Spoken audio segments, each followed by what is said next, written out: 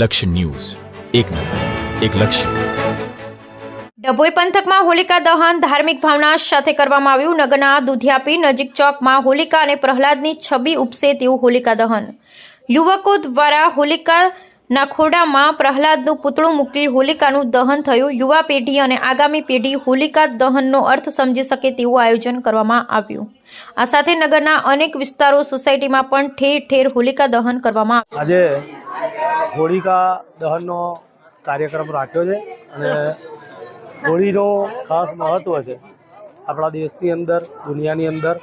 અહીંયા ડભોઈ ગામની અંદર અલગ અલગ જગ્યાએ હોળી પ્રગટાવવામાં આવે છે અને અહીંયા આગળ મહાલક્ષ્મી ચોકમાં હોળી જે આપણે પ્રગટાવીએ છીએ એનું ખાસ મહત્ત્વ છે.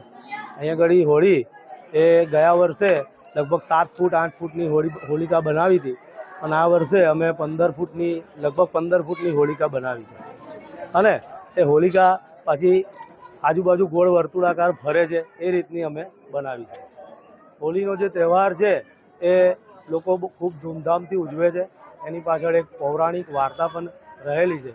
હિરણ્યકશિપુ નામનો રાજા હતો, એનો એક પુત્ર હતો પ્રહલાદ, અને પ્રહલાદ એ ભગવાનનો ભક્ત હતો. એ રાજાને ગમતું ન હતું અને મારવા માટે એને ઘણા બધા પ્રયત્નો કર્યા હતા, છતાં પણ એ સફળ થયો ન હતો. છેલ્લા રાજાએ તેની બહેન જે છે, જેને વરદાન હતું કે અગ્નિ તેને બાળી ના શકે, તો એને બોલાવી અને અગ્નિમાં પ્રહલાદને બેસવા માટે કહ્યું. પ્રહલાદ અગ્નિમાં બેઠો, પણ થયું એમ કે હોલિકા બળી ગઈ અને પ્રહલાદ એમાંથી જીવતો બહાર આવ્યો. જે આપણને શીખવે છે આ જે બનાવ છે એના કારણે હોળીનો તહેવાર મનાવવામાં આવે છે, ઉજવવામાં આવે છે. અને આ તહેવાર આપણને શીખવાડે છે કે આપણી અંદર રહેલી નકારાત્મક શક્તિઓ એનો નાશ થાય અને સત્યનો વિજય થાય.